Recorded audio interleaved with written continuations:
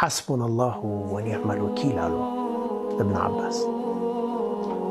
አላህ በቂያችን ነው፣ መመካትስ ምን ያምር በአላህ የሚለው ቃል ቃለሃ ኢብራሂሙ ዓለይሂ ሰላም ሒነ ኡልቅየ ፊናር፣ እሳት ላይ በሚጣሉበት ጊዜ ነቢዩላህ ኢብራሂም የተናገሯት ቃል ነች።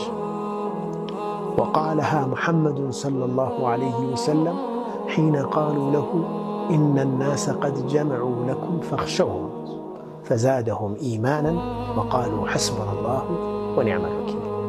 ረሱል ዓለይሂ ሰላቱ ወሰላም ደግሞ ሰዎች እኮ ተሰብስበውላችኋል፣ ሊያጠፏችሁ እየመከሩ ነው፣ ተሰብስበዋል፣ አንድ ሆነው እናንተን ለማጥፋት ተዘጋጅተዋል ሲባሉ ፈዛደሁም ኢማናን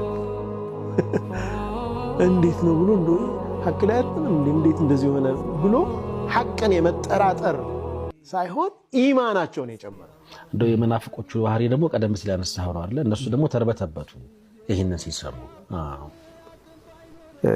አላህም እኮ እናንተ ጋር ቢወጡ ኑሮ ስንፈትን ይጨምሩባችሁ ነበር እኮ ይላል። ያሳንፉባችኋል፣ መቅረታቸውም ለእናንተ መልካም ነውም እኮ ተብሎ መጡባችሁ ሲባል ፈዛደሁም ኢማና። ይህ ነው የሙእሚን ባህሪ ነው። ወቃሉ